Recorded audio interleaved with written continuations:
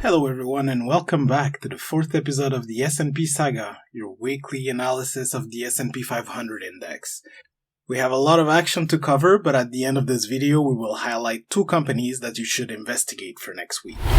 Fun fact, Microsoft hit an all-time high this week once again and added the value of General Electric in a single week. Let's dive right into it for the week ending on November 10th, 2023.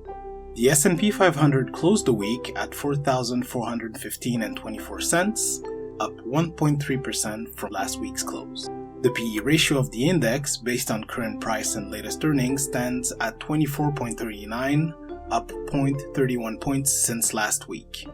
Looking at the gainers for the week, so we just talked about Microsoft, up $125.4 billion.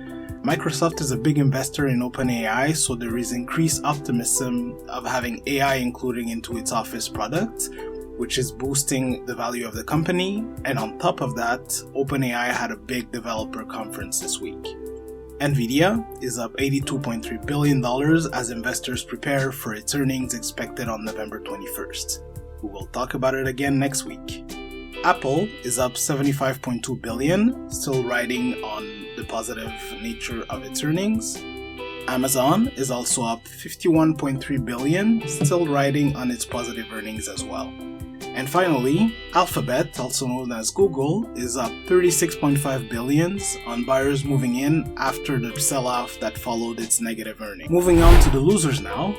Tesla is down $16.9 billion after HSBC initiated their analyst coverage with a sell rating. Pretty bad for them. ExxonMobil down $16 billion as short sellers put pressure on the company following the $60 billion acquisition of Pioneer. Then Chevron Corporation down $10.7 billion.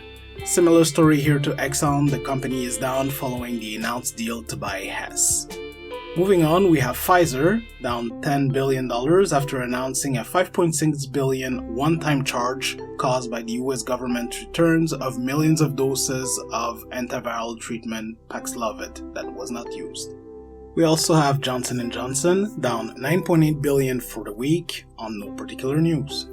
Regarding changes to the index, this week there were no deletion and no additions. So here's how you can use the information we covered this week. First of all, you could perform a deeper dive into the reason for the drop in the performance of some of the companies and the losers. I'm thinking specifically of Pfizer and Johnson & Johnson. They should definitely be looked into and might present some interesting bargains if the fundamentals are still good. We're also getting to the end of earnings season, with only 10 companies to release earnings for the week ending November 17, 2023. I would pay special attention to Home Depot, which will release its earnings on November 14th at 9 a.m. Eastern Time. Also, another one to look for will be Walmart, which will release its earnings on November 16th at 8 a.m. Eastern Time. I will leave a link to the YouTube livestream in the comments section.